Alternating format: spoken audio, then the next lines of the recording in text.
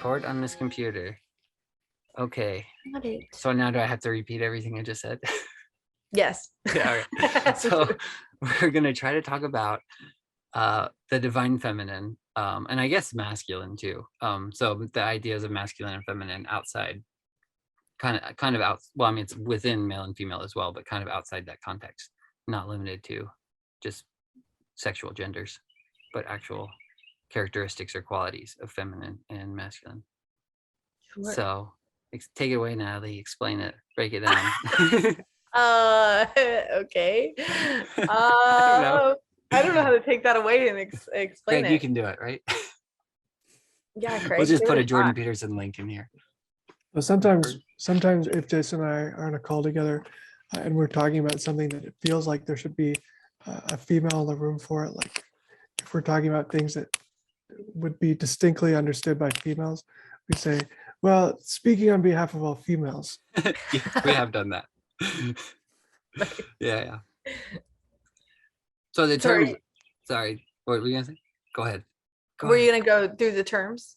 No, I was just gonna say that. No, what were you gonna say first? Nothing. Oh, okay. Because you have to be quiet because you're the woman, right? Yeah. That's how this goes. Yeah. No, I was just gonna say that it seems like the terms that are used, like in at least in how Jordan Peterson uses it a lot of times is order and chaos. Like order is masculine, chaos is feminine. And me and Craig have talked about that before, and we've mentioned that like potential almost seems a little bit better than using the word chaos. But then, I mean, I think chaos is also included in the feminine idea, and like light and darkness. So light is masculine, darkness is feminine. And when you first say that, I remember I think I've said it to Melissa one time, and I think it's just because of the way we were raised too. Like darkness is always associated with bad, usually, especially in Christian circles, and it's actually not. It's just more associated with like mystery and potential because things come out of darkness. Like that's what's veiled, basically.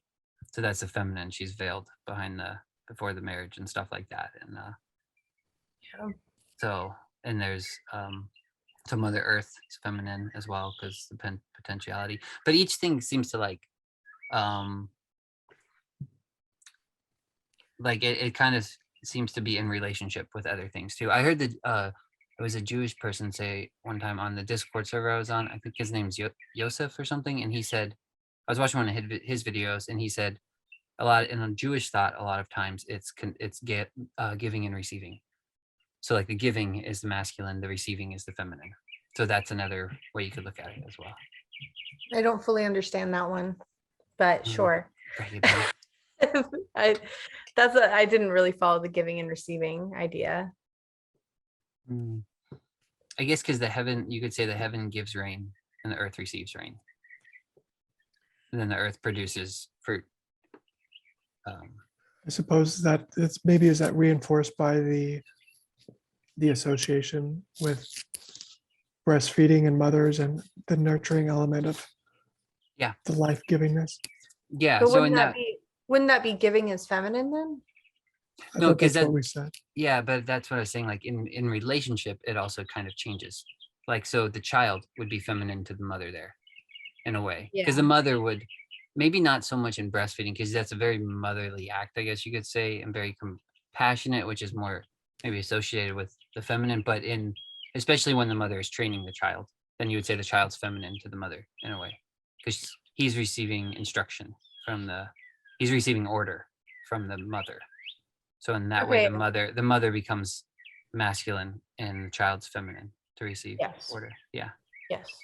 That makes sense. Yeah. I guess at least that's how I've come to understand that. I don't know. That's the only way it would make sense. Yes. Yeah. So like Christ is feminine to God, which is probably going to sound bad to some people, but because he submits himself to the will of God. So that's. Well, yeah, and I think it's important that like we preface all of this with like everybody is masculine and feminine, so I don't think it should sound bad to anyone, and that might rub people the wrong way, but like everyone that's why we're well-rounded human beings, like we're multifaceted, we're creating in God's image, and his image is feminine and masculine. So well, the language is tricky. I want to reinforce what you said, because what we're trying to have a conversation about is patterns that appear in our culture and our stories and in our personalities, but we're not talking about actual biological males and females and the differences per se. We're trying to understand something that's more abstract. Yeah. Yeah. There's So I not, think- there's no political statements here. No. Yeah. Yeah. I think that's good, the preface too, because like even the Genesis story, like it allows it to speak more when you have Adam and Eve, if you can actually see that. I mean, you could say it's physical people, all that stuff, but if you start to see it even internally, like the feminine aspect of within yourself in a way, like taken out of the masculine, and then that reproduces. Like there's a continual cycle and it reproduces as well. Like I'm thinking in terms of thought, I guess, too, and consciousness. So you have conscious thought, which is masculine. We've mentioned this before. So like conscious thought is very clear and precise, and everything's very defined and orderly. And subconscious thought is like your, like Carl Jung might be something similar to the shadow. It's like it's your subconscious. It's mysterious, and so you would take the conscious thought goes into the subconscious and then like reproduces, and it's kind of, I don't know. So it can map on to even the Genesis story, I guess is what I'm getting at, but I'm not doing a very good job of it. But Well, I could talk about that because I'm reading his book right now, and so there's please do. something you said it's something that's fresh on my mind. Well, he says he takes this large thing called the unconscious as there. He has a personal unconscious, which is the things that are happening as a part of your consciousness that you're not aware of. But then there's the collective unconscious that is kind of shared by everybody. And so he's splitting the unconscious into categories. And so there's the collective and then the personal, and then the personal, he splits it even further. And he says there's a shadow, which we don't really have any problem understanding because we are all familiar with the idea that we're not what we could be, and that there's a part of us that is unwieldy and somewhat evil. And then he splits, there's a deeper part, he says, that is more difficult to integrate, and he calls it the syzygy. And if you're a male, he would say you have an anima. He calls it the anima, and it's the feminine aspect of your personality. And likewise, if you're a female, you have the animus. And to talk about that thing in general, he calls it the syzygy. Syzygy. This is Carl Jung that we're talking about. Jung. Carl Jung. The syzygy would be like so you're basically saying that is like the verb used to act in those. Is that basically what that is? He would say that the syzygy, if we were to talk about not a particular person's anima or animus, but just the idea of the animus and the anima together are a thing called the syzygy. And So it's like the idea. It's called the syzygy. Okay. the idea is called the syzygy. This is why he's hard to read, because you have to learn new vocabulary, I think, in a way. Yeah, Well, I would like to be smart enough to make up my own words. Well, it's what's interesting is we run into the exact problem where we're trying to use words that we already have. We're using male and female as metaphors, but there's so much baggage on them that it makes a ton of sense why anybody who tries to think about this kind of stuff will just make up words. Yeah, no, it's true. And that's one thing that Jason and I talked about a lot, was like breaking down man and woman and like breaking it down, but like, and the ideas like attached to them and what is at the base. It's not like female. I think maybe we talked about this too, Craig. It's not like female and male as like the bottom level of our like language. It's feminine and masculine, and then on top of it we like built on like the building blocks of language. We built on top of it male and female. So like if you strip it down to its base level, which maybe there's more underneath feminine and masculine, but like that should be the bottom, not male and female. In my opinion, I could be wrong. That what you just said was your opinion. That was my opinion, and also I can't really imagine it being the opposite. But I mean, other people might argue that it is, and if I'm wrong, then please argue against it. But in my mind, I can't really imagine it being different than that, because if the base level is male, female, then, and not feminine, masculine, then I just feel like we're tying things to the wrong words. That Mm, makes sense. I don't know. that's interesting. Let me say something. You tell me if you think we disagree about this. Well, I have an idea. It's surely not my idea, and it may be wrong. Okay. Sure, My- it's not your idea. This is Yeah. not my idea. No, But well, what feels intuitive is that let's imagine that we are prehistoric human beings developing language for the first time, and we're naming things. Yes. What feels intuitive is that we would first have names for things that are really concrete, like man and woman, mother, father. So these are relationships and labels.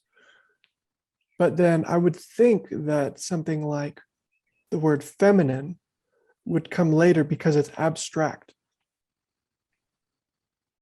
Because there's more things that belong to that category than Yeah, it's a whole category. I can see what you're saying, that the word would come later, but the foundational aspect of it might still be there, because I think is what. Yeah, I mean, like I agree. I think that does make sense, that because it is abstract, but because it's abstract, it does feel more foundational for some Yeah. reason. Because it includes all the categories. Well, yeah, Yeah. that's, I think you're totally right. It feels more complete. Yeah. Like if you have a category, it's a denser, richer idea than just one of the ideas that's in the category. Mhm. Yeah.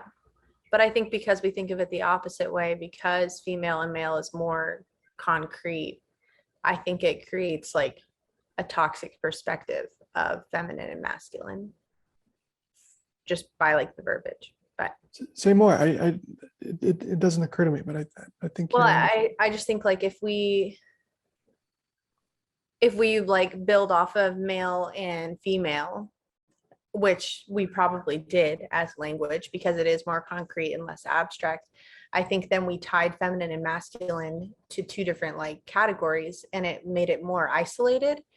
It doesn't allow for like a fluidity to like move between the two naturally without Mm. feeling culturally like some sort of like shame or some sort of like, I don't know, or just like feeling unnatural about it, I guess, in a sense. Or like if I mean I feel like that's, I don't know if that makes sense. To give an example, you would say like an artistic boy, basically, could be seen more feminine a lot of times. Or so like if you had a child who, like even if you had a male child who really loved dance and then he got involved in ballet, you would, like you're saying, that would probably be shameful, where it could just be an art or something, you know. It could, yeah, or it could just be, I mean like it could really be anything. I mean, even I'm gonna drag Ryan into it, but like Ryan, for instance, is friends with mostly females, and he acts more in the feminine because he just like is in touch more with like his feelings and like empathetic and things like that. And I think like I don't think there is shame tied to that, but I could see how that I'm gonna shame him. I think that there could be I'm gonna shame tied shame to that, and no, there I'm just has kidding. been I'm shame just- tied to that in like a lot of situations, and even like the opposite perspective as like a girl. I think we draw a lot of like praise and attention when girls do things like go for like the STEM programs or things like that, where it's like, oh, that's like a more masculine thing to do, and it's like we draw attention to it because it seems unnatural or like not, it doesn't fit the norm. Or even like women who choose career over family and like things like that. There's just like there's sometimes like shame tied to that because they're acting more maybe in the masculine than they are in the feminine by like choosing Mhm. structure over I don't know, family. I No, don't know. I think what you're saying is really important, and it's not it's different than what I'm doing by default. It sounds like you're saying when you hear the words masculine and feminine, maybe rather than think of like an actual man and female, a man and a woman, you think about the basket of qualities that masculine and feminine are about. Yeah. Well, and it makes Yeah. sense when you think of Carl Jung or Jung or whatever, Carl Jung's idea of like, what was it called again? Anima The and animus. Oh, the syzygy. syzygy. That was, yeah. The Syzygy? Mhm. Syzygy? Like if you put that at the bottom and just like, that's like the base level and you're like fluidly moving between feminine and masculine. And that's like the foundation. And then on top of it, you build the rest of your language. And then you can separate things into categories or whatever. But like having that as like the bottom tier, I think would be more correct than having like male and female as the bottom tier. Because I think it's important to know that like to be well-rounded, I think that you have to fluidly move through both. You can like, I mean, granted, obviously everyone naturally like migrates more towards one or the other, but I think that we all act in both. Yeah, I would agree with you. Where I might Why- push back. Sorry, go ahead. Oh, No, you. okay. Well, I was gonna say like and I think me and Craig have kind of mentioned this a little bit before. The one thing where I'm hesitant about and where I would kind of push back, and this is not my idea. No, I'm just kidding. But is I would hate to destroy like archetypes. So like you would have people like you could have the character in Marvel movies like Thor or something, very extremely masculine, and it's like there's this idea of like which you could say maybe is toxic, but it's like what happens if you actually destroy that completely. That's what would be my concern, because Well, you I don't think that you're destroying it by flipping that. I don't think you are. It's just like if you have this as your base, masculine's over here, feminine's over here, or whatever, or it's like fluidly moving through both. Mhm. You have Thor. He's just acting in the masculine. I don't think it's destroying it in any way. It's just showing Yeah. a character that acts more in the masculine than he does. Yeah.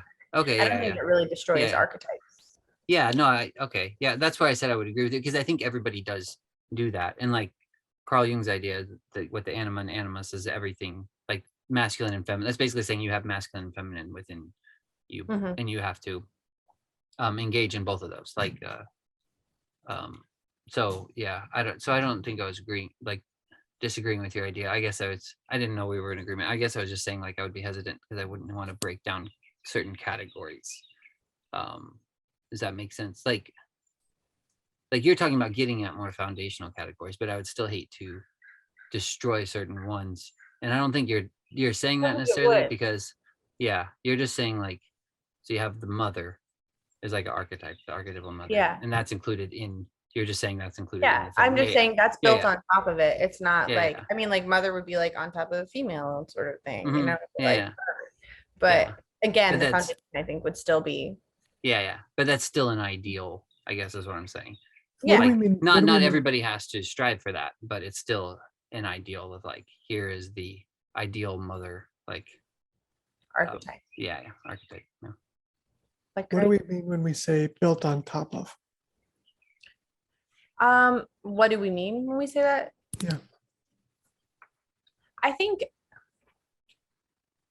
for me, I'm like imagining, I don't know. I'm just like imagining like a brick wall sort of thing. Like you have like, I don't know. I don't know how else to describe it. Like it's like you have your foundation, and then on top of it, you would say like not necessarily, this might not be the next step, but like male and female. And then let's say we follow the female on top of that, you'd have different archetypes, like Jason was saying, like wife, or mother, or like businesswoman, or whatever, you know, like just having Yeah. like different sort of like, or even if you want to get into like we were going to talk about Game of Thrones characters, you have female, and then you have like all these different characters that represent different kind of archetypes. Mm, Some act more in the feminine, some act more in the masculine. I don't know. mm. Now that I'm saying it out loud, I don't know. I'm not sure. Would it make more sense if you were talking about like, and you had like two containers or two baskets or something, or would that maybe make less sense to you? Like, here's feminine, you can chuck that in there.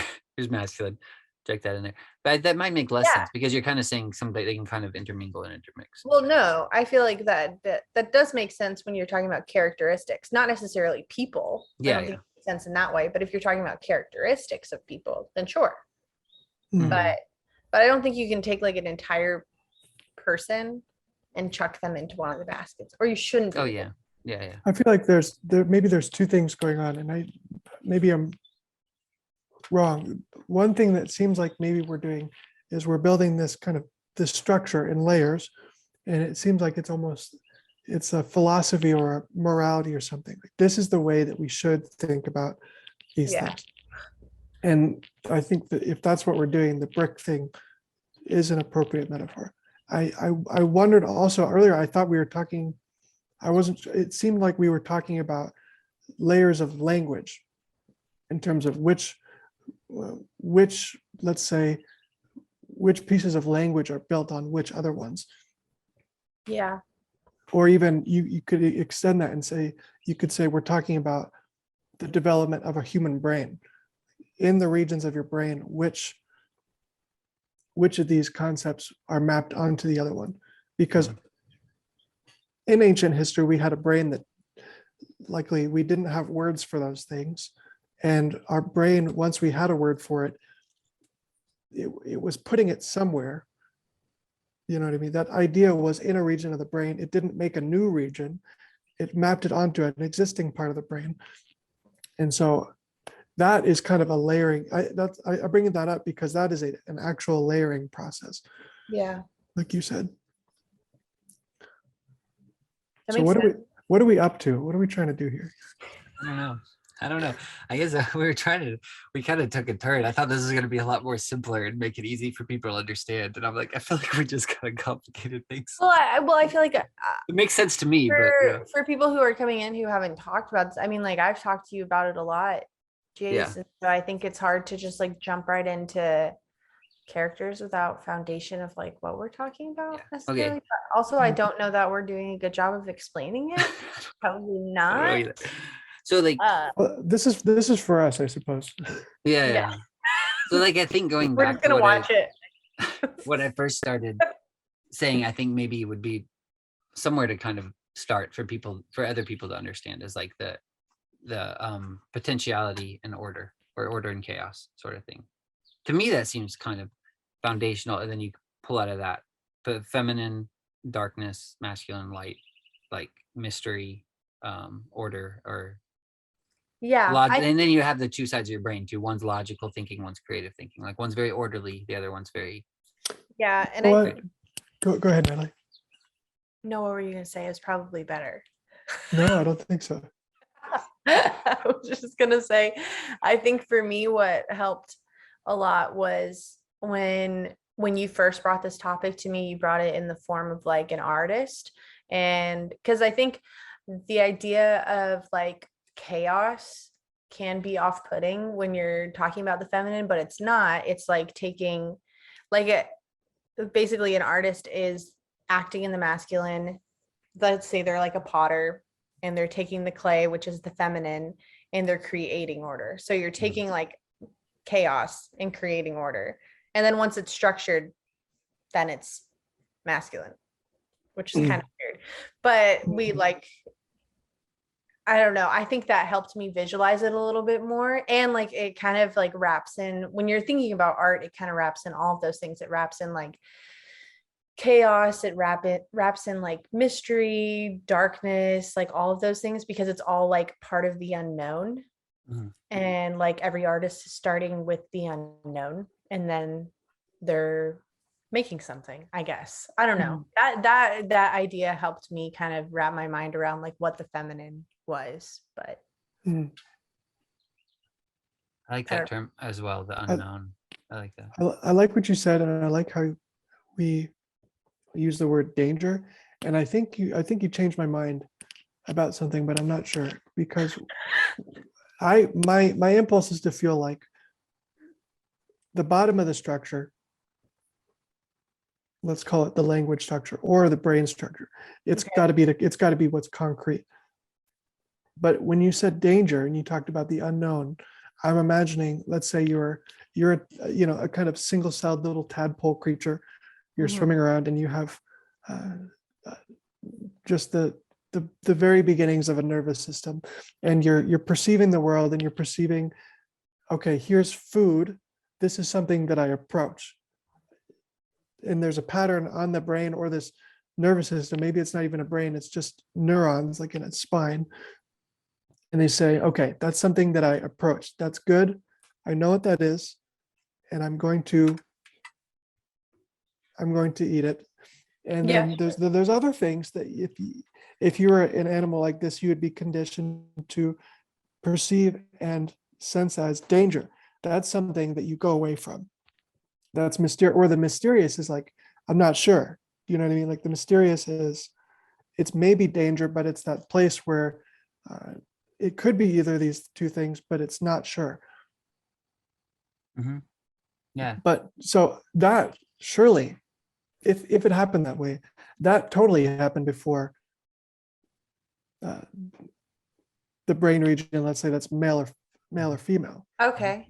So when I say you change my mind, I say that's an abstract thing that I Yeah. think is maybe more fundamental than the concrete thing. That's funny that that's how you visualize it, because in my mind, I'm thinking even of like if you're thinking whether you believe in like evolution, Big Bang, or creation, I feel like it all starts with chaos, no matter what. Like it's just empty space and Blankness. unknown. Yeah. Yeah. It's Yeah. all it's all like mysterious and unknown. And then Yeah. it comes into structure. So to build on that, and this would maybe could tie in to what Jonathan Peugeot says a lot too, is like in the beginning God created the heavens and the earth was without form and void. Like you're kind of talking about the clay of the potter. It's all chaos, it's all potential, it's all just without form, and darkness is over the face of the deep. And so then the heavens is like the stars and the ordinance, things are fixed. Like that's Jonathan Peugeot would say you have the heavenly idea. It's not it's not necessarily physical. You have the blueprint, the idea, and then that's what gives form to the potential below. So like we've talked about this before, like the idea of the chair would be masculine, whereas the parts of the chair would be feminine. Like if you had the leg, like you had Jonathan Peugeot would definitely argue you have to have the idea first before you can have, like the masculine idea would be, I've come up with this idea in my head for a chair. Now I have all these pieces. I have a stick here, this, that. So all that potential is feminine. And Okay. it comes together with the masculine to create something new, a new identity, a new purpose. Mhm. And so they come together to fulfill a purpose, basically, and a telos of future. Is what he would say. But he would say, but it appears even in scripture that way, like everything started out with, at least on the earth, was without form and void. And you can maybe say God created the angels, the heavens, these orderly things up there that are invisible, but they're unseen ideas that are that would call on, like in commune, I guess, come together with the potential of earth, the formlessness of the creation. What were you saying about it felt like you gave special attention to the stars. Well, because they're what were you saying? Because they're just fixed, I guess. It's like a physical representation of an idea, sort of, I guess. Like you would look at the stars and be like, look, these aren't moving. Or well, I mean, I guess you would look at the planets, you'd see some that are moving, but you'd see patterns and orders to them. Like people would study the stars and they'd be like, okay, this one is like, they'd see Venus or something, and that's why they would worship them too, because they would see an order to them and everything. But then you'd also see the stars are fixed and they're there every night. Like you can trust them, there's an order. And so I think it's just that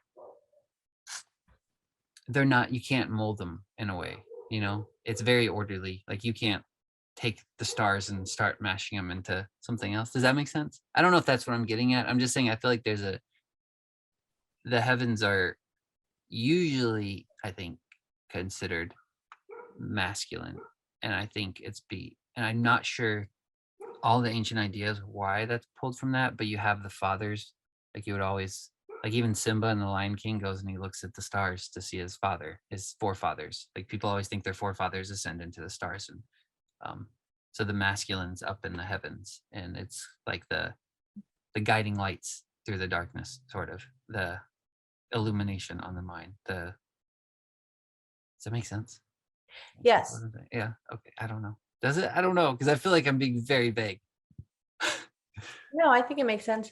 It's just, I was just thinking like, it's interesting that like, this is, feel free to ignore this because this is a weird thing, but like that everything that is made is all going to return to the feminine eventually. Because even like when you talk about stars, like my initial thought was like, well, is it really feminine or is it really masculine because it's fixed? Because then stars die and then they turn into black holes, you know, and that's like chaos in like Yeah. its truest form. But then if you think about all creation, like, I mean, if when we die, we turn to dust and like we just lose our structure, you know, like I think everything that dies just like returns to chaos, which is interesting. Anyway, that was my That's whole thought. interesting. That is really interesting. Um, I haven't thought of that. Yeah, their body returning to that potentiality. But I do think, to pull back on the idea of the heavens, like there is, when God also in the second part of, like in later in Genesis, he separates the waters. So the waters are usually feminine too, because it's like there's potentiality there. Like you go out and you can't really see what's in there. It's a mystery. What's in the waters, you can fish out of it. There could be life in there. There could be monsters, whatever. The heavens are the same way. Like I think when I was mentioning it, it's more of like the fixed stars, the lights, and people would see those as like angels and like orderly things up there. But then now, kind of maybe where we're at in society, we see exploration. So we see a frontier, unknown, like you said. So it would kind of almost be feminine if we're going to explore it. Does that make sense? yeah. If you look up at the night sky and you're thinking, I would like to project, like I'm the light now going into the darkness. Yeah. Yeah. And so that it's like now there's all the potential of space. Like Whereas like Star we didn't Trek really, stuff. I don't know that ancient people really saw that. Yeah. But now we see that now, because now the space is our new ocean, basically. Yeah. Yeah. Makes sense. What was it about the stars that made you say that it was masculine? Because it doesn't, the connection isn't really striking me. I think it's like I get it, like because historically it makes sense because of the pattern. I think that's why, because patterns are structure. And so I think because not now, like Jason's saying, like because it's like a new frontier sort of thing. Like it's not so now it's mysterious. But before we could even think about going to space, it was just something that was like solid for people of like, okay, there's the North Star. I know where I am now. It's- I know like directionally, like it's just like there's some sort of like foundation there. It's the permanence. I think so. The very Is that what- orderly structure. Yeah, it's very orderly. You can like rely on it very, very well, I guess. Is what I guess what I would say. And you would watch the sun come up every morning. You'd see the moon has this the moon's very feminine in a way, but I guess I'm talking about like the way you would trust it to be there and to fill every month. Like it's very, I don't want to say trustworthy because that makes it sound like you can't trust the feminine, but like that. Well, But I guess yeah. It's got regularity. Yeah, it provides us with structure.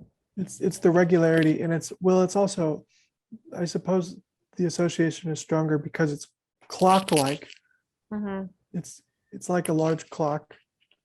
It's almost mathematical. We have this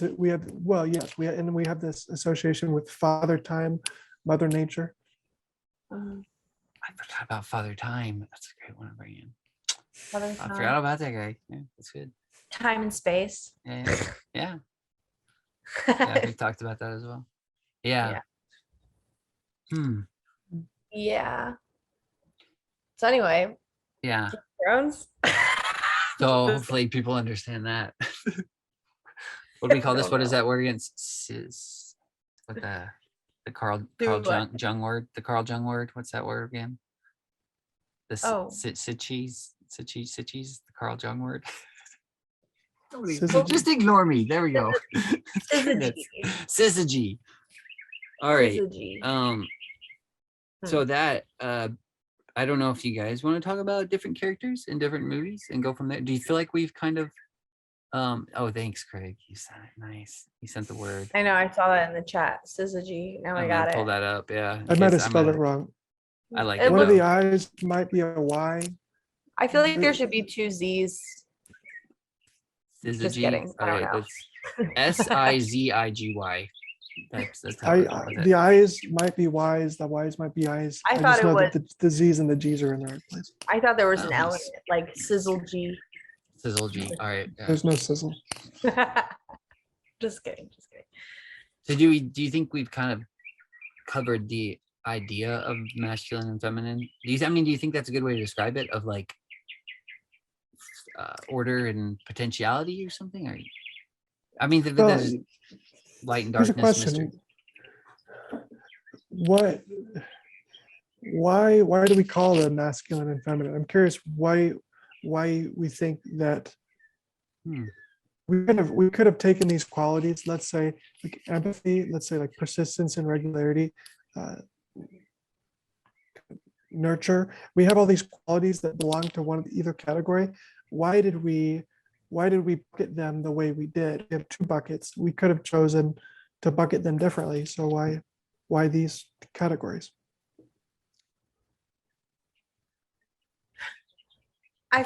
Well, I feel like because I don't know if you think about like order and chaos, I think, or potentiality, order and potentiality, then I feel like even if you don't have masculine and feminine, those are your 2 buckets, then those qualities you throw into those 2 buckets. I guess I would say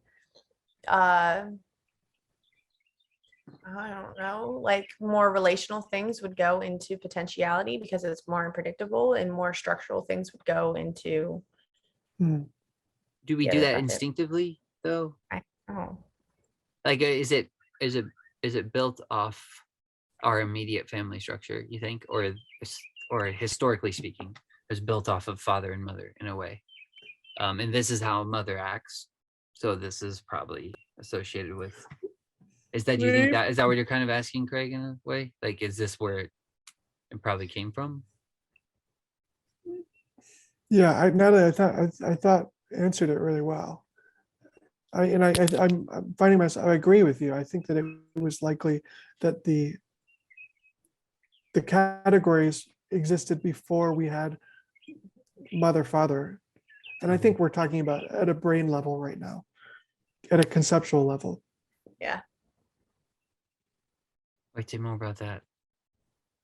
Don't we have to talk about it at a brain level?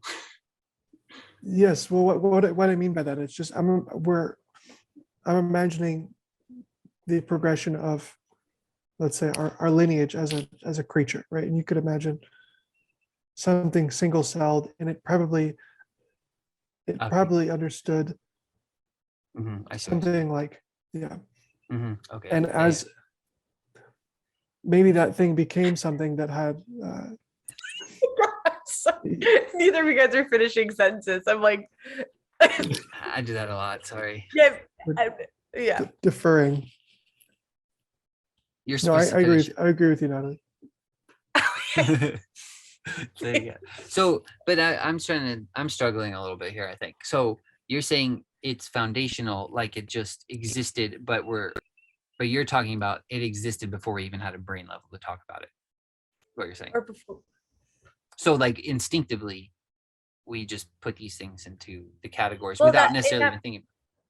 That makes sense when you think about it, how he explained it earlier. If like you're like a little tadpole and you're like just basing everything that you see off of something familiar and something unfamiliar, it's like everything's unfamiliar and then you find something familiar. And that's kind of, I mean, like you could even break it down to that of like, Yeah. I know this, I don't know this, it's like structure unknown sort of thing. Like, Totally.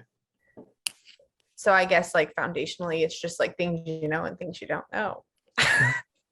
I don't know. If that And does that make sense. well, But mean, that does make sense in the way we think, like right brain, left brain, I think, in a way. we could be really explicit and say, I think what we're talking about is we have a brain that I think we all believe descended from more primitive brain-like things, neural things, like Speak for yourself. like the little I've shrimp always we're been smart. talking about, right? Yeah. Yeah. Yeah. So if we think that primitive life had this kind of neural structure, which is this is system where senses come in, like information comes into the eyes or the ears or the nose or whatever, and this information comes in and it matches there's some kind of pattern recognition thing, and we don't even know what that is. So there's this pattern recognition thing that says, okay, that maps onto this neural circuit. It's an electrical thing, right? Like there's these structures. It's like this actual electrical thing that we inherited, and as time has gone on, it gets more complicated. Like we're talking about the regions of that thing. We're trying to understand the patterns. We're having a conversation about patterns, Yeah. right? Yes. Yeah. So the pattern, yeah. And how those patterns like create the structure of our brains. Yes. Yes. Just took it. That is sure what we're having a conversation. I thought, what, is that what you were asking, Jason? I felt like you were like pushing to clarify something. I think so. I mean, I think that's what I was asking because, especially if you think about it that way and putting it in terms of more a primitive mind, even the tadpole thing, that makes more sense to me. I guess I just so yeah, I think that's what I was basically just wanting to clarify, is that the patterns are there before the language almost, right? And before I guess that's a really interesting question. That is a really interesting question. Because that's, I mean, I thought that's what we were talking about. I don't know. I would say yes. I Because think that makes sense. Because you have like the foot that, like Natalie said, you might have the familiar and the unfamiliar, and so those are just there. That's just existence. Like that's just your reality, and then you start getting the language to put on top of those categories. Like mother is like this or that, or like or I don't know. I would say mother's unfamiliar, but yeah, it sounded like for a second like you were almost asking like a tree falls in the forest type of question. Like if there's just light and sound waves, and there's just this bath of data flowing around, and there's no one to organize it into a pattern, does it still have patterns? Yeah. And there's no person to organize it into a pattern. Is that what? Or there's no one to recognize that it's a pattern. No. Is there? No. Yeah, that would. Like if there's just a universe, like maybe there's still light and sound, and there's radiation. This is getting very just difficult to there's just understand. wiggles bouncing around all over the place. Yeah, but then so here's where I would struggle with that, is because the patterns, right? If there's no one, you're saying if there's the pattern still exists if there's no consciousness. If there's no consciousness existence to actually observe the pattern would still exist. But then it's like, well, the pattern is intelligence, right? There's an intelligent, there seems to be an intelligence with it. So now we got to talk about I don't even think it's a consciousness thing, because even if I suppose it depends on what you mean by consciousness, because you could have this tadpole, an observer, right? An observer, sure, yeah. Is that kind of what we're talking about? Like the tadpole, like you said, even the tadpole could maybe recognize some forms of pattern. Oh, like sure, this it is does. Food, yeah. It has to. And so, but if you didn't even have a tadpole, if you just had a primordial soup, and there's just wiggles. Yeah, wiggles, these patterns in the heavens, whatever they are. Yeah, these which but I think that's what I was saying, is like some people would say that's a pattern, so it shows intelligence, like it shows order, so it shows structure, so it would so that would kind of suggest that there's a divine consciousness or a divine intelligence above it. Like the terms what is it, daemon, basically is a term like those in I think it was not necessarily demon, but I think it's DAEMON, is translated intelligences. And I think a lot of times that's what people saw like the angels as, were kind of like intelligences or ideas in a way or something. Does that make sense at all? So I they'd don't be know the what wiggles. you're trying to sneak God in here, and I see you doing it. Well, I'm saying Stop that, it, that would be Jason. the I'm saying that would be the argument, right? Is that what we're kind of getting at now? Because you're saying that I'm not. Well, this I'll is try to avoid it. this is I'm just saying, no, like, no, no. You're right. I think you're asking a good question, because this is,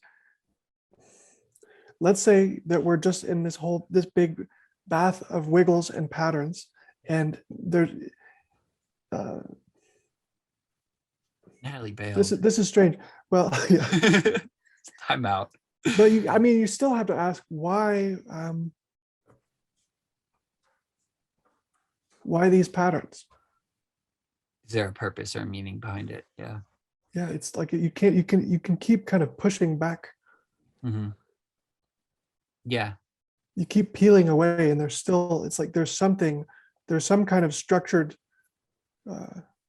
wiggle storm to understand. And that's God in a way, because we don't ultimately know what any of this is.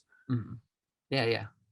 Yeah. Like, I'm not even against, like, and this might sound bad to a lot of Christians, but I'm not even against the idea of evolution, because I think you could even see that in the Genesis story if you read it that way or anything. And so you could even have that. I think we talked about this, and I mentioned that to Mitch as well. Like, but I guess to say that, like, you could just keep pulling back, like you said, and keep going back to where there's just no consciousness, just primordial soup. But then it's like, what gives it form? There's these wiggles in the heavens, and then you just keep looking at it, and then you ask why, and then you're getting into these really like philosophical, almost theological questions, because you're just like, you don't know what to do with it. And I feel like this maps on a little bit. I could be wrong here. You guys could tell me, but Trey was actually brought up the other day. I don't even know how he had time to think about it, because they have a new kid, but he was like, I was just thinking about gravity the other day. He was like, it makes no sense. He was like, why did these two things come together? Like, what pulls them together? So, like, what would actually make whatever the wiggles come together with the lower stuff? And it's like, what is that even, and why? Like, the purpose. And that's what I was kind of thinking. To me, that's what gravity is. It's like kind of like it, because you're asking why. You're like, what's the purpose of this? Why would these two things come together? What draws them together? What's the end, that you could say it's the end goal, the hope, the whatever. It's, I don't know. And understanding it or recognizing it is recognizing patterns. Is that what we're saying? Or are we saying that, like, if gravity exists and we don't recognize it, or no one is around to recognize that that is a pattern, then it doesn't matter? Or like, then it's not a real pattern? Is that what you guys are saying? I think we all probably agree that there's a pattern, even if nobody's looking. It kind of, yeah, because I'm like, there's Yeah. probably a lot of patterns all throughout the universe that we didn't recognize. Now we do recognize, or we still don't recognize, like. Yeah. But there's something weird going on, because imagine that instead of being sensitive to light vibrating, you were only sensitive to something else vibrating. Like, do you know what I mean by this? Like, there would be, let's say sound. So we're only conscious of something vibrating. It's sound. There might be a pattern of light vibrating, but we just don't recognize it, because we're not equipped with the organs to actually detect those vibrations. But it doesn't mean they don't exist. Mm-hmm. Right. And so it's like there's patterns that may be going on that we're not equipped to actually deal with, just because of our limited hardware. The fourth dimension, is that what we're talking about? Darn it, Natalie. I thought this would be an easy conversation. Sorry. Fourth dimension. No, but I mean, I agree, because like, there are people who don't recognize light patterns. They're just blind, like, that doesn't mean that light doesn't exist. It just means that they don't recognize it. Or like, even if an alien came here and they can't smell anything, or me, I can't smell. It doesn't mean smell doesn't exist, you know, Mhm. it's still there. Just because I don't recognize patterns anymore with my nose doesn't mean that they don't exist.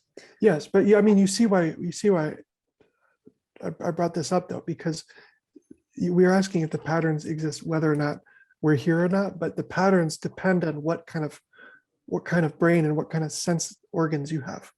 Yes. Do they though? Do they depend on that? Okay. Or do we just recognize them for what they are and they've just always been? Yeah. That's tough. That's tough. Did the chicken come before the egg? It's really all we're asking at this point. I think I have a bad habit of saying, I think we all agree. And then I say something that it's not obvious that everybody agrees on. I think we all agree that the pattern exists, even if you're not equipped to detect it or name it. Mhm. Yes. I agree. Here's where I'm gonna throw this in there. Would you say that it could exist in the collective subconscious? Does What do that you make mean it by even that? worse? Like What do you mean by that? the pattern could exist, but because you're saying that you're kind of asking the question like, does the pattern not just exist, but does it almost like take shape in a certain way because of our consciousness observing it, right? In a sense, and you're kind of asking almost like, do we come up with a pattern? But then you could also argue like, well, maybe like I was thinking of the chair idea again too. It's like, or you have a stool. It's like this idea is up there in the heavens, and it's like there's an idea of a stool, and it's like I don't. I'm trying to think of how to say this right. So you're saying it's there whether I'm here or not to observe it or to pull this idea, but then at the same time it's like there's no need for a stool if I'm not here. Like in Yeah, a way. this feels really similar. Who is that guy? I'm gonna sound like an idiot, but that guy, because you keep bringing up the chair, and it just keeps reminding me of that philosopher that was like, does this chair exist, or does it just exist because I think it exists? You know, and it's like, is this chair really here? Can I feel it? Like all this stuff. I don't remember that guy's name, Yeah. but this feels like a reality question. Yeah, it kind of Almost. is. Yeah. I think isn't that what you were asking, Craig? I thought that's what you were asking. I don't know what we're getting at anymore. How did we get on this? My goodness. It seemed like what you were asking was, even if we don't, you said collective unconscious. Mhm. It seemed like you were asking, even if we can't articulate the pattern, do we understand the pattern at a level that is invisible to us? Is there like a pre-articulate knowledge of the pattern even before we have a name for it? Was that what you were? It seemed like that's what you were asking. We have a name for it. That does seem right. I don't know. Take it away. I have no idea. I'm still thinking on that. I guess that's what I'm asking. I don't know. Because I would probably argue that I think the patterns exist, but whether or not. But I'm saying like if I feel like if you bring in the collective, the idea of a collective subconscious or whatever, you could maybe, I don't know. I don't know what you guys think. I didn't finish my sentence. I'm waiting for you guys to do it for me because I don't know what to say. Well, because you're asking like, are you asking if patterns exist because of the collective subconscious? Because technically, like, we all subconsciously recognize the same patterns. Is that what you're saying? I don't know. Or Yeah, like, well, I don't know. It's like, because the collective, I'm not quite sure what. it's like all of humanity recognizing something at the same time, but on different, like without ever communicating anything to each other. That's basically like collective subconscious is like recognizing something collectively without like actually communicating between. Correct? Mm. Is that how you would describe collective subconscious?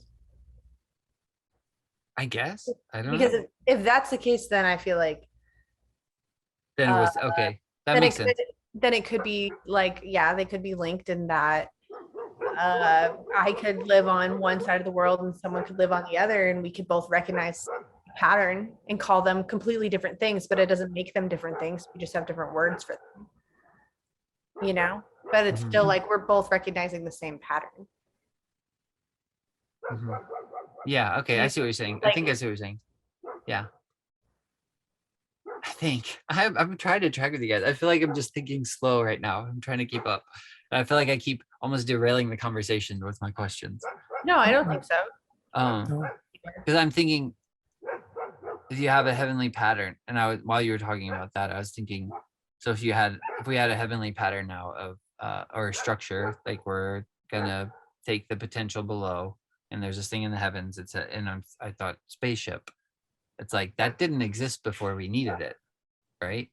Like before, so we kind of created that pattern in a way. But then I was thinking at the same time, it did exist. We just, like you said, we just called it something different.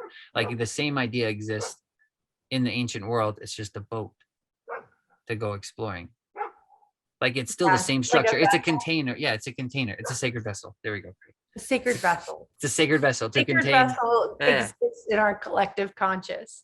Yeah. So throughout all the time. pattern is actually there. We just like tweak it, and we're like, hey, we need another vessel to explore the unknown.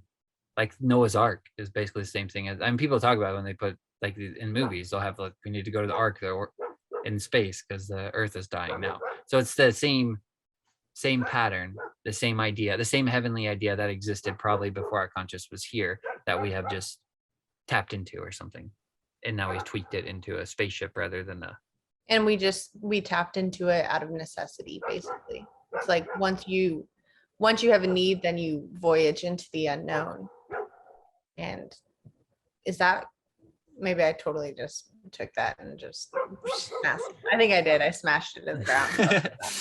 I don't know if you did. Because I just said you voyage into the unknown, and that's not true, because you were saying that you take from patterns that you know, which is like literally the opposite of what I just said. No, but I think by necessity, like you're talking about it, I guess that's what I was kind of thinking, is we are tweaking it or something. Like the pattern's still there. I think, like you guys are talking about, like the pattern exists before our consciousness or something, but it's like what was that we were talking about with with Robert, and we were talking about the cell. He was telling us about the cells and stuff, and like we're like, oh, that's the sacred vessel or something. So like that pattern's there. Do you know what I'm talking about? Like even in the cell structure, there's like the cell wall protects from the cake. Yeah. So like the arc is a form of that. Like even at the cellular level or something. Like the pattern is there.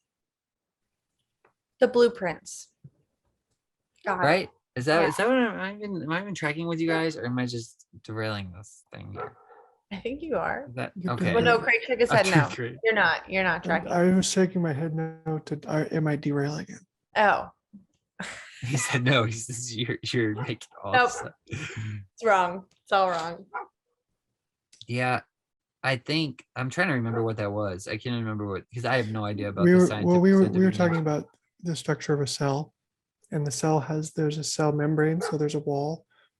It's like the shell of the boat, and then on the inside you have the nucleus. Sorry. Not totally. The nucleus inside every man. And beneath the man you have. Okay, sorry. Continue. I'm so sorry. Well, I think it was Thomas was talking about it with us, right? And Thomas was the one that said it's the barrier between the chaos. Well, the thing on the inside is there's the mitochondria, which eats the ATP and creates life energy. And so the question was, we were talking about how reproduction began, because it seems so unlikely. And so it looks like this big cell like structure kind of swallowed this, energy creating thing. And but yeah, so you have the thing that's a life force, and it's surrounded by something that is a barrier. And that's a sacred vessel. That's the ark. because it's protecting it from the chaos outside. That's what Thomas said. He was like, because I was like, what is that? Because I didn't know any of the terms they were using. And I was like, so what is this cell structure? And he was like, it's a barrier between, like, basically between order and chaos. Is what he said. So it's the same idea. So I guess what I'm saying to say all that is like the idea of whatever, if you think of, if we're like now we're in space and we're like, hey, we want a spaceship to go explore space. It's the idea of that is all the way back at a cellular level before, you could say before life even necessarily began, before the cells came together. It's like there was that structure, that container, the ark that existed. And it's like, where did that come from? Because then the pattern was there before there was ever the consciousness, I guess. Yes. So we broke it down scientifically all the way to the beginning of time. There we go. Woo! We solved everyone's questions. Yeah. Roll credits. No, I think like we're supposed to talk about characters on Game of Thrones, and it's like everybody would probably be so much more interested in that, and they're gonna like have bailed on this video now. You should still title it Game of Thrones. Oh Gary. yeah. Clickbait. Feminism, all caps. Game of Thrones. I'll just put all the shows in there. Walking Dead, like just everything. Oh my gosh. I do want to talk about that. I'm gonna pee because I should have peed before we started, but I didn't. So I'll be right back. Okay, we can. What you got to do? All right. We might hear you. I don't think so. Okay. All right. Mm. All right. Well, I'm glad we're all tracking on the same page at least. Yeah. It's kind of tough because that's why I kind of wanted to have this conversation, because I feel like that happens to me a lot, where we'll get in a conversation and we can kind of keep up because we've talked about it so much. But then if I get in a conversation with other people, I'm like, I people haven't been in our 20, 30 conversations ongoing. Shared vocabulary. Mm-hmm. Yep. So yeah, we can talk about some of the Game of Thrones character and the different feminine characteristics in that. And then I was kind of thinking we could maybe even talk about other movies, if you think of other female characters that you'd want to just I don't know, explore the idea. Yeah. Unless you need to You go. know- Do you need to go soon? No, I need to find a charger though. Let me take an intermission as well. I'll be right back. Okay, all right. Sounds good. Like, All right, it's going back. I know. It'd be awkward. I was like sitting here by myself. sitting here. Yeah. What did I Like- miss anything? Did you guys say anything while I was No, gone? I was not really. I just basically said the same thing. I was like, yeah, I said we could talk about different female characters and explore them, even in different movies, and just try to bring up different like, even if we're unsure, hey, is this female character, does she have more, like, is she Yeah, actually you can have also a, split this into two if you need to. yeah, I'm wondering that. I don't have a time like stamp on here though. I don't know how long. Well, you We've just basically stopped- been going for started like the an hour. recording now. So this is the second. Well, I record- paused it, so I don't know. Oh, Yeah. okay. I don't know how to do that necessarily, because I think even if I stop it, once I hit it go again, it still keeps it all as one file, but I could be wrong on that. You know what I Okay. am going to do though? I'm going to send a invite to Mitch Yeah, I just thought to see. Well, he said he had a group thing tonight, I think, with his church. So, Gotcha. but Well, I'll send him one and see if I'll text him too. And I'll say we're still going. If you get it, we're just starting, actually. we're just starting we're talking just- about characters. Yeah. Oh my gosh, it's terrible. That's okay. I think that was kind of necessary, maybe. I don't Maybe know. I think it was necessary for us to figure out that intriguing. Sure. Yeah, I don't think it was maybe necessary to talk about masculine and feminine characters. The whole last part I don't think was about the cellular structure. Yeah, and all probably that. unnecessary, That but was- that's okay. It's too late now. It's on there forever. Yeah. Forever. I could split this into two. I'll just have to find where I Okay. paused it. But I think it's about, and we've been going for like an hour, I guess. So Yeah. we're just starting, just getting Just into starting. it. So. All right. How do we do this? Okay, so the one, I guess I could say this, because this was one thing I kind of want to bring up, because I remember telling you about this, because I thought about the idea or the saying, the statement that they make where they said poison is a women's weapon. Yes. And so I remember thinking, like, when I first started thinking about it, because I didn't know why that was. But then when I thought about it as in terms of like poison comes out of darkness, it's from the hidden. So it's from the mystery. So it's mysterious. And then I was like, well, then it makes sense because it's kind of like an assassin type thing. It's like a snake bite. Like you don't really know it till it's like got you. Which, if we're thinking about assassins, a weird character would be Arya, Mhm. because she is structured as masculine. Like they want you to view her as masculine, but she is an assassin, and she does, like, her character acts in the feminine. I think she's very like split down the middle, honestly. She seems like she acts pretty evenly, both masculine and feminine. Could you I say don't more know. about that? Where, No, where, that's where do okay. you where do you think she acts masculine per se? I feel like, well, yeah, I don't know. Now that I Plus, said, she's portrayed as a boy. Like a lot of people Oh, that's true. think that she's a boy, and she has the short haircut, and she dresses like a boy on Yeah, that's purpose. true. Yeah, she yeah. also like kind of pushes back against like the social norms of like Oh, yeah. what, of what like women are expected to do during that time. But even so, she does like she also acts in, which, I mean, this is a time and space thing, but she acts in more of like a time thing where she's like, she doesn't have a home. She's very much like a nomad. She's like, that's also like pretty masculine, I would say, like not having like a space. And if we think about time and space, which we didn't talk about, but that's okay. Yeah. Um, But we can touch on that. Do it. Talk about it. well, just like, yeah, I mean, we've talked about it between the two of us, like the idea of time and space, and how time tends to be more masculine in space because it's like an environment that's created tends to be more feminine.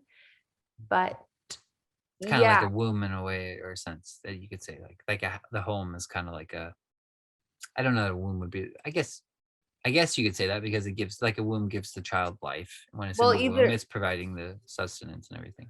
well, Sacred vessel. yeah, when Craig said like father time and mother earth, Mhm. like that idea. Those Yeah, yeah. are, I mean, we just naturally like put those things on there. I don't know. So I feel like Arya's pretty split down the middle, because then I think like, Mhm. well, Yeah, I totally don't forgot about her dressing up like a boy in the part. You brought up the good point that she hates the knitting and the more feminine things, feminine things they're trying to make her do in the beginning of the show. She's like rebelling against that and pushing against that. Yeah. yeah. Huh. Yeah, I but then actually she don't know ends how up she's feminine. you what? I actually don't know how she's feminine now that I've, Well, she's a ninja. That's one thing I kind of want to ask you guys about because um she is the ninja a more like, because normally they're male, but if you like in a lot of, I guess, a lot of movies and stories they're usually male, but it seems to me that they're using darkness to kind of come out. There's like a mystery to it, and it almost feels like poison being a woman's weapon. Like you're killing someone in the dark, basically. yeah, Does that make sense? it's like, I could see, I mean, if you're like comparing it with a soldier or an assassin, one is Yeah. clearly more masculine than the other, like Yeah, just character wise. in I mean, comparison. even if you compare like Thor and Loki, like one's a soldier, one is an assassin, and there's like very clear differences of which one's more feminine and which one's more masculine. And Thor So and that, Loki. That's a good comparison, I think. Yeah. It yeah, has to do with conflict as well, because generically men resolve differences directly, and women, well, I shouldn't say resolve differences, I should say engage in conflict indirectly. mhm. Mean It's Girls. covert instead of overt. Yeah, I not did. necessarily mean, just No. persuasive. Yeah, but Mean Girls, I rewatched that because I was like, man, I wonder if this is if I could get some good examples here. And she says that exact same thing. She was like, this is how girls attack each other. It's like, Yeah, we do it in secret and we do it behind your back and we like an assassin type way, not like coming up and punching you in the face. It's like, I'll get you, but which is like almost to me, I think that's why I kind of want to talk about it though, because to me that's very, very interesting for stories and very almost I don't want to say like I don't know if empowering is the right word, but you know what I mean. Like it's almost like a desirable trait. Like it's a cool thing, I think, to have the female characters act and like have that trait, and that is actually a feminine trait. It seems like Do you mean that the women are attractive or that it makes good storytelling? it makes good storytelling, but it almost is like it's like that feminine power to me kind of seems almost more powerful than the masculine. Well, I think okay, if we're gonna go there, then I think it is, and you can see that in the like persuasion aspect in what's her name? Marjorie. Yeah. Marjorie acts almost entirely in the feminine. She's probably my favorite feminine character in that, because I think she just embodies that the feminine very clearly, but then in a very, very powerful, dangerous way. Yeah, well, and I think she is like a really cool, like I would say feminist icon, because she does embody everything that is feminine, and she shows how like all of the strength inside of it and how it can. I mean, like she got what she wanted. She wanted to be queen and she got there. You know, she did anything that it took. She persuaded anyone. She was manipulative. It's all sounding like feminine things are really bad, but it's not. It's just like she fought her battle in a different way. And it was like sneaky and underlying, and it I don't know. And it was, I could see how that could be like more powerful. Whereas like, I mean, you have like Brienne of Tarth, who never gets anything she wants. I mean, she doesn't. She's not persuasive. That's She Craig's actually- favorite character. I know. I'm just kidding. She's fine. Who You do was feel it? bad for her. You cut out just as you said her name. Who was it? Oh, Brienne of Tarth. Yeah. Well, Yeah. I mean, but she doesn't really get what she wants for the most part. She's always kind of struggling, and she comes at she also could be considered a like for some people like a you know, like it's a different kind of feminist. Right, kind but of she's a female who enacts all of the classically male traits Yes. and none of the classically feminine traits. Mhm. But here's so what. Sorry, go ahead. Go ahead. I don't want to interrupt you. Go ahead, Craig. Well, I suppose it's fair to say that she's a feminist icon to the degree that she is an example of a personality that is female that acts classically masculine, and that's fine. Yeah, and it can't, and I think like for feminists, it's positive to see women who can act in the masculine sort of thing, and like see that. I think it's like the acceptance of it again, like that idea that we can fluidly move between both. And she's like a big example of like, for those feminists that are like, yes, this is like my icon. I think both are fine. I think it's fine to like kind of idolize either. Jason? Are you guys from? Well, first off, so go back to Marjorie. I think one of my favorite parts with her, where you're just like, where you see how just how powerful she is that crossbow scene with Joffrey, where he's like all sadistic and whatever, he wants to kill everything, and then she gets behind the crossbow and she's just like really like plays into his personality, and then he's just wrapped around her finger after that, and she has him because she's like, I like getting him to show her how to use the crossbow, and then she's just like, I can't imagine what it'd be like to be on this side of the crossbow and watch something die over there. And then he's just completely infatuated with her, and then she's just like a what's that quote? I said it before, like off of My Big Fat Greek Wedding, where the lady says the man might be the head, but the woman's the neck. Yeah. So like she can turn him wherever she wants after that. And then the other thing though, I was gonna ask, relating to the Brienne of Tarth one though, are you guys familiar with the Joan of Arc story? Because I'm not really. Is she a type of that character? Yeah. She would be. Okay. Yeah. Yeah. I don't remember a lot of that story. It felt really like to me. It felt what to you? very Mulan-like to me, Joan but of I Arc? can't really remember a lot of the details of the Joan of Arc story. Is Mulan kind of a similar parallel to Brienne of Tarth in a way? I wouldn't I would necessarily think so, but I don't know. Would you? She's not as say big. so. Well, no, but like I would say so because I think she is acting in the masculine. Yeah. Yes, Okay. I would say so.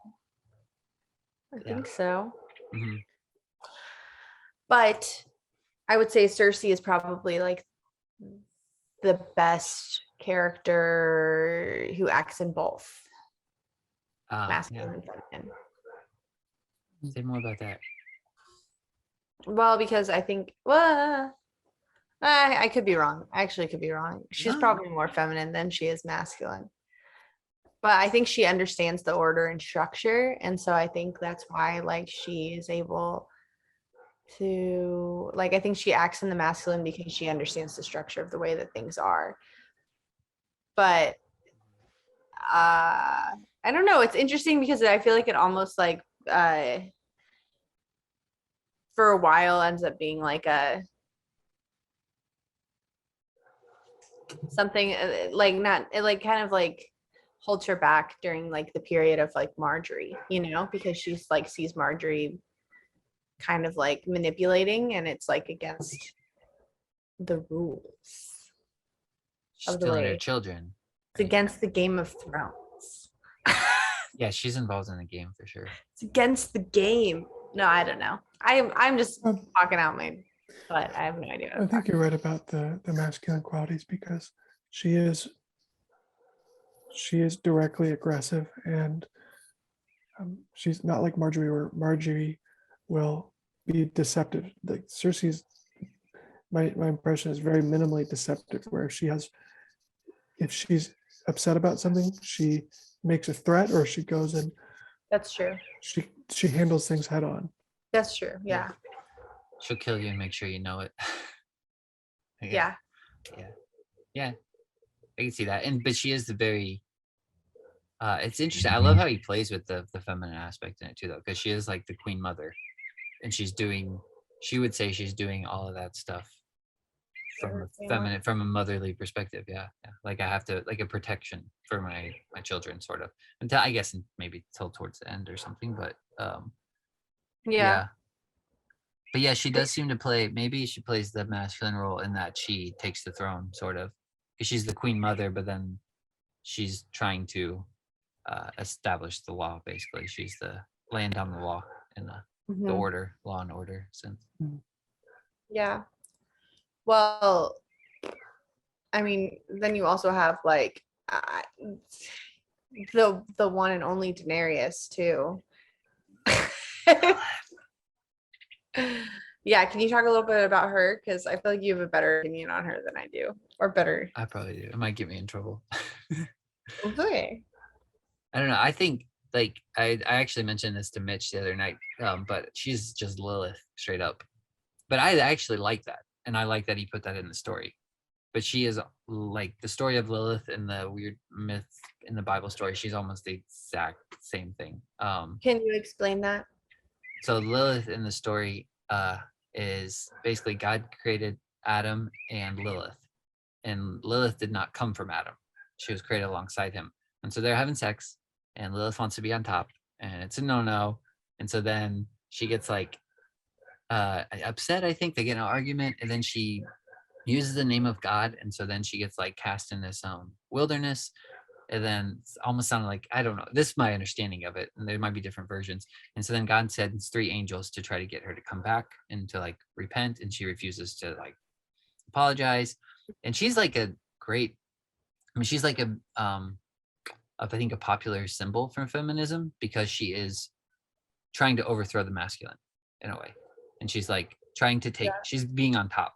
Like, I'm going to be in charge here. But you have this same scene with Daenerys and Khal Drogo. Yeah. And she starts like laying down, these are the rules, like you're going to do this. And he starts like being like listening to her. And they're like, no, you don't need to listen to her with this witch doctor. And he's like, no, I'm going to listen to her. And there's the same scene where she like gets on top in the sex scene. And so Yeah. so you have that, but then even in the Lilith story, like just there's a lot of like weird extra like folklore that and weird stuff that doesn't necessarily make sense until you think about it just like almost in a narrative way. And then you're like, okay, this story of Lilith is very real, way more than Christians give it credit for, because you see it happen all over the place. It's just kind of like she's the devouring mother in a way too, because I'm trying to think of the right way to say that. I don't know. She just, because she like some of the lore in the Lilith story too is I think she has 8 days to kill the children of Adam and Eve, and then once the 8th day she can't have any more children. And I think she is like the mother of demons or something associated with her, but she basically is trying to exalt herself. The feminine is exalting herself to the masculine, or to the throne of God in a sense. And so that would almost be, you could almost see that in the sense of like when the church even does that, and they are exalting themselves into the place of Christ, and be like, which probably doesn't happen like people probably do that accidentally, where they just get in a power trip or something and they forget that they're under God or something like that, it's the feminine playing that role basically. But so you see her story, she starts out as a slave, and then she does this thing where she's embodying the feminine the entire time, and just it's compassion, flattery, flattery, all this stuff, up to like, then all of a sudden it flips and it's tyranny. And it's like, you're not compassionate, you don't fall into my category of love, then the fire falls from heaven and you burn. It's really, that's why I thought he did like amazing thing with the overall structure of the story. I think that's fair. That ended on that way, but that's what I mean. I like it because I think that's such a powerful story. Like, I'm not like throwing stones at it or anything. I just think it's I will say Craig has not seen the last season still. I already read it. Somehow he doesn't, well, he didn't know. He didn't know the end. Maybe he still doesn't, because you explained it really vaguely, so maybe he still doesn't know. But do you want me to spoil it for you, Craig? That's fine. You don't have to. But well, Jason did bring up an interesting point, which I don't think is like a surprise. I don't think it'll be a surprise for where you're at this point, Craig, in the show, is that like it does kind of start as like a game between men through like the first like 3 seasons, and then it like shifts, and it's like by the end it's like all women. All women going for the throne. And Jon Snow, but like, and he doesn't want it. But like, whatever. It's Jon Snow. Nerd. No. Yeah. So I don't know. Maybe is that weird to say that though? I mean, to me, she embodies that idea of Lilith in a way. But her struggle is like she can't actually have children. She's not like trying to devour children or anything like that. But she weaponizes compassion in like these, like she's the liberator of slaves, but she kills the slave masters, and she's like, I'm gonna, and so she's becoming what, I don't know, she does feel like a complete embodiment of chaos.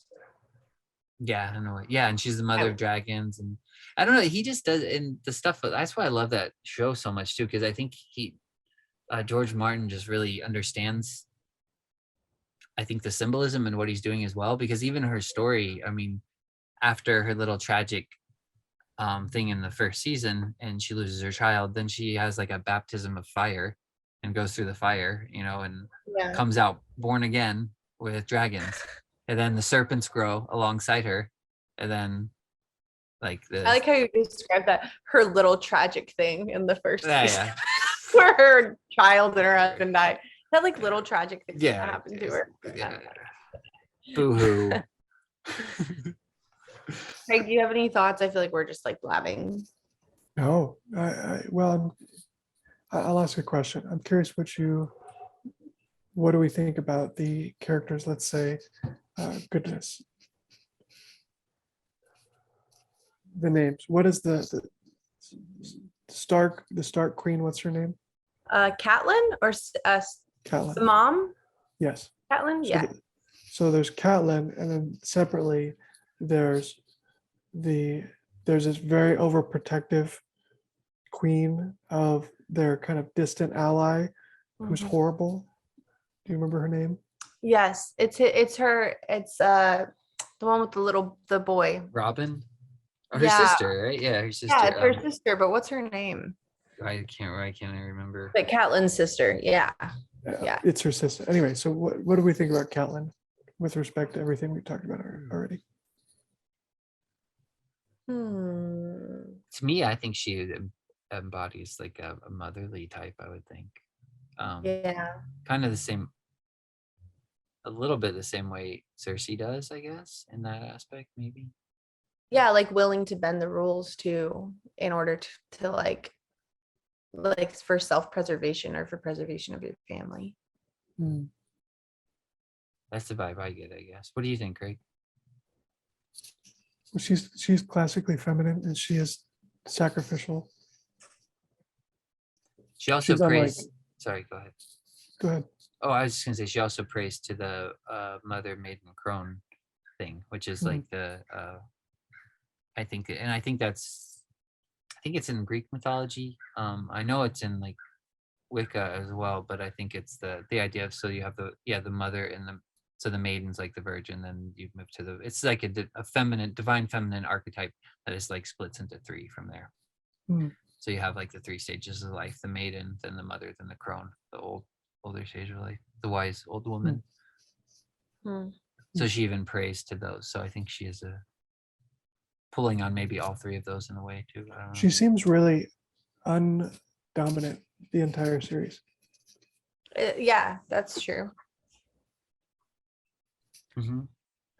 It seems kind of like, I don't know, it's just funny because I think some characters are better at using like feminine power and some characters are better at using masculine power and some characters aren't good at using either. I think Catelyn's not good at using either. And I think like Cersei is a good example of like, if you put them next to each other, it's like one knew how to use that power for like their, for their good, not necessarily for good, but like Cersei knew how to play the game using femininity and like Catelyn did not. And that's good. And I feel like you can also see that like even with like Sansa, I would say like she starts out and she's a very feminine character, but like throughout the season she learns the masculine and like there's no self-preservation for her until she starts acting in the masculine, which is ironic because Arya is the opposite, where it's like she's acting in the masculine and there's no self-preservation for her until she starts like acting in the feminine. It's weird. It seems like it's like some characters can do it and some characters can't, and I think that there's power in both, and there's power in both I mean, because I think like these are all female characters and they're all embodying different like levels of masculine and feminine, but like they're also showing different ways that you can use them for power. And yeah, some are successful and some aren't. Like Daenerys and Brienne, I think they're both masculine characters. Daenerys uses it for her gain and Brienne never can, I don't know. It's just interesting.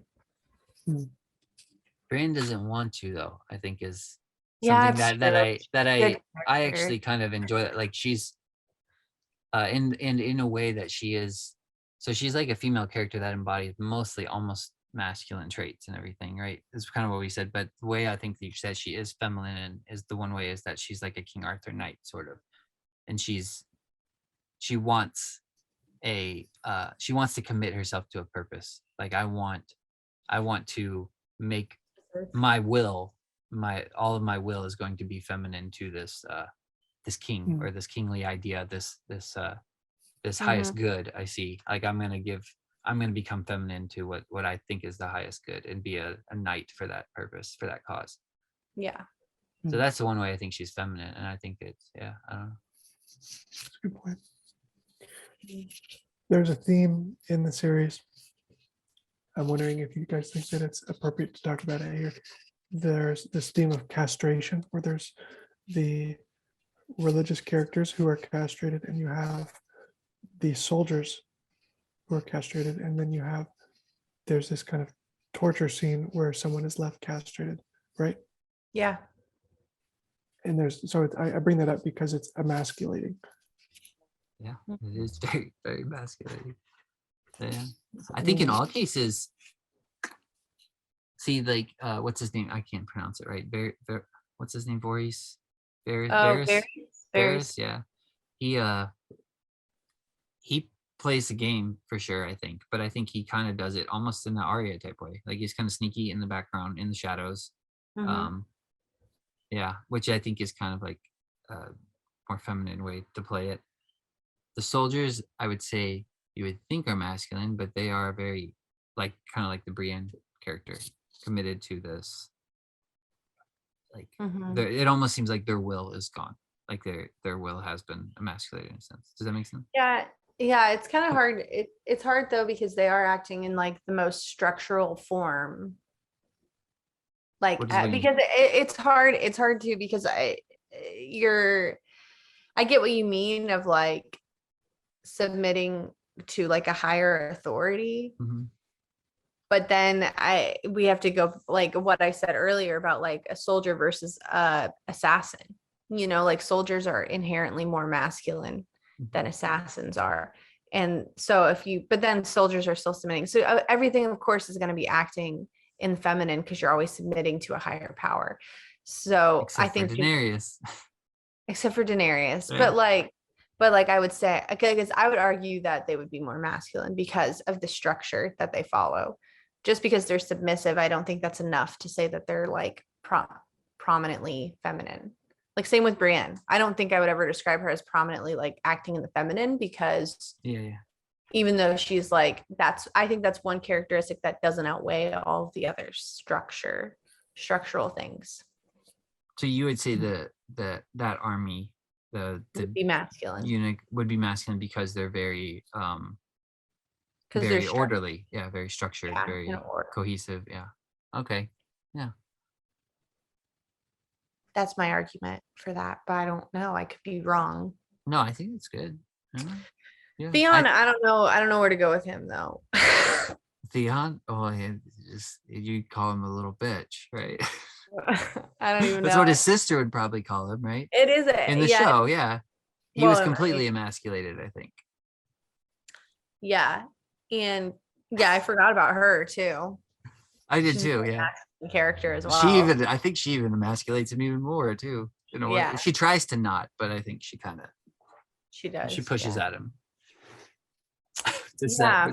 But it is interesting. interesting that is like a theme throughout the entire show, and that like just keeps appearing in different ways. The castration. Uh-huh. I think that's just an old theme, though. I think it's just what people did. They just did that. Yeah. That's what you do. Just make It's eunuchs. true. I think that's what people did purposely, because it is your, especially like I think historically, like you would just do that when you're a king, and you'd bring in servants and you'd castrate them, so they'd be more loyal to you. Yeah. Because they can't produce their own kingdom. They can't reproduce. Yeah. Anymore, so they, yeah. I mean, I don't necessarily know how all that I works suppose psychologically, but in a lot of those situations, one thing that's common is that it's intended to make the character less threatening. Yeah. Hmm. That's true.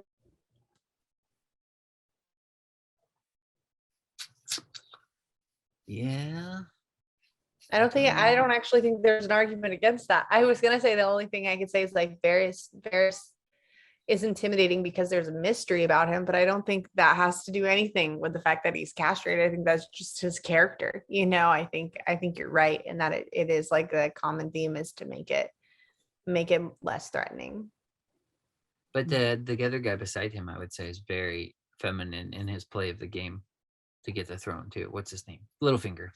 Littlefinger? Yeah. But he's not a very, I mean, he's kind of portrayed as like a wimpy guy in a sense too. Like he gets, like Ned Stark attacks him in the beginning season, so I guess he's kind of portrayed a little bit more.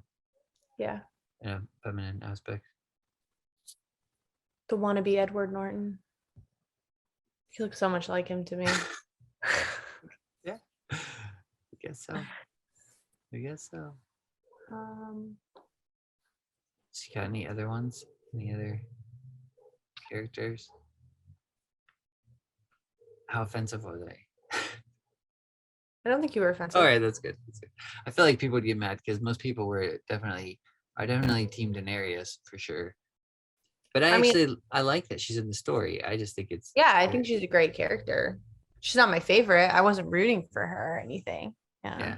But I like her. Craig, who Yeah. are you rooting for since you haven't finished? I'll have to think about it. I did like Daenerys.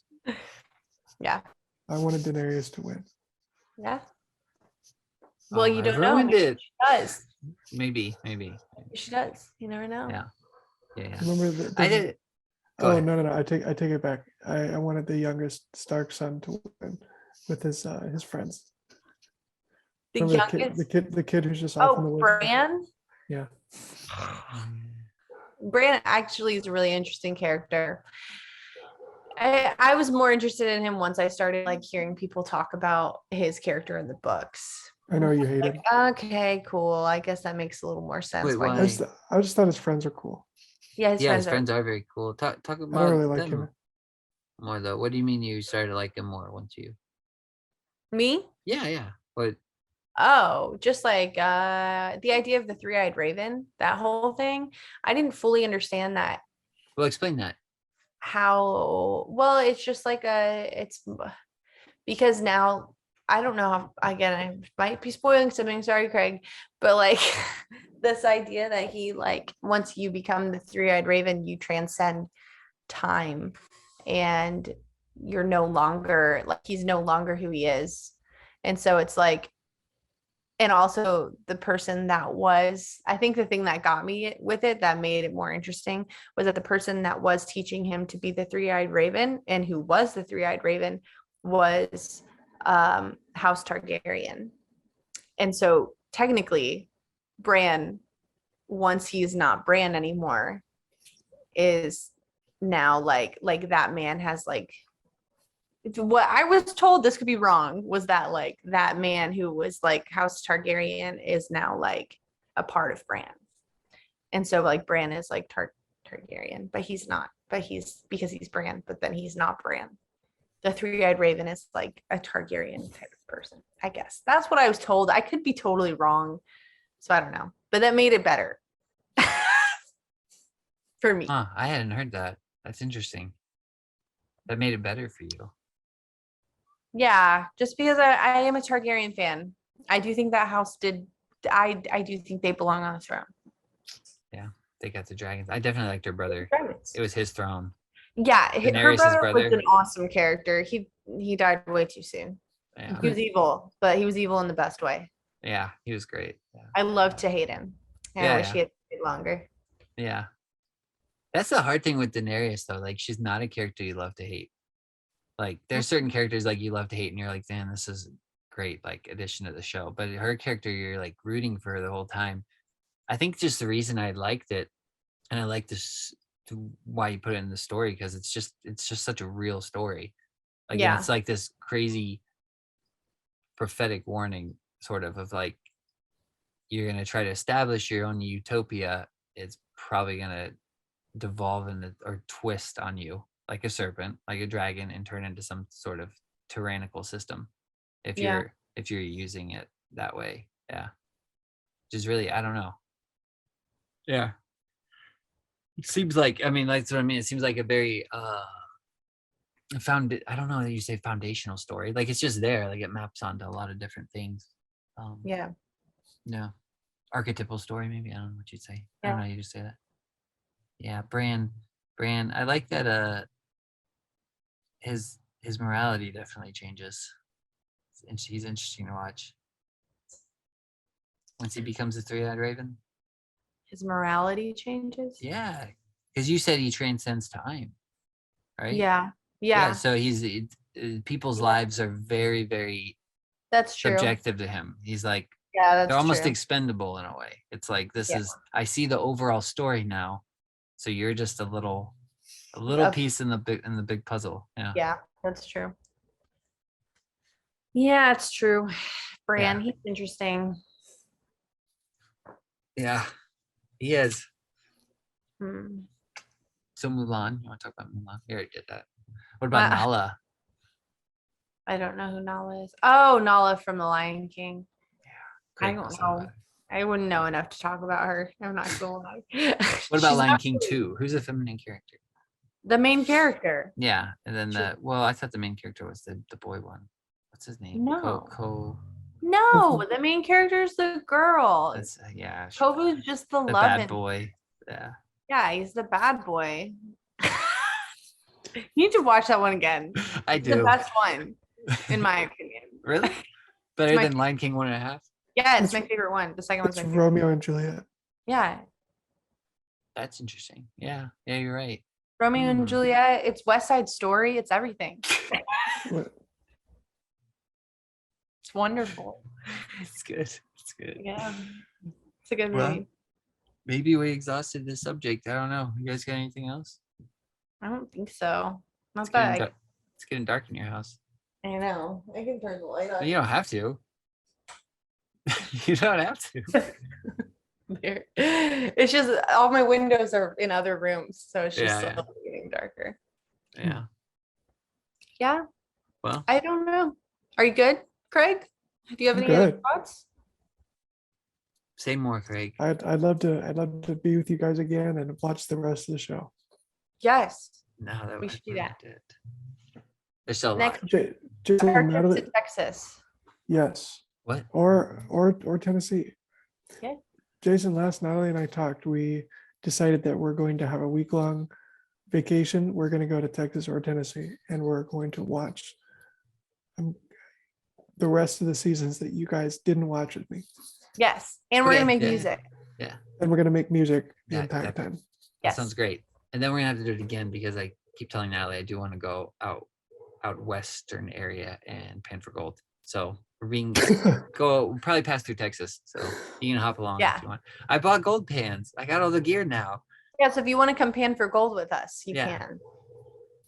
I'd love to. All right. After we get famous off the Shaky and the Hose Down and the Yes. music. Yeah. Yeah. Man, if Shaky and the Hose Down had a revival, how crazy. Yeah, we would pack a place out, man. We packed that place out and it was our first and only show. There was Just because of the two. outfits. There were two. There was two. One was in the park Oh yeah. I forgot. behind Baskin Robbins. I forgot about that. Yeah. Wow. Okay, 2 shows. We weren't a one-hit wonder. We came Yeah, I back. thought we were. Wow. Well, Cool. all right. Yeah. Thanks for doing this. See you guys. Yeah. ya. Thank you. Bye. Bye. Bye.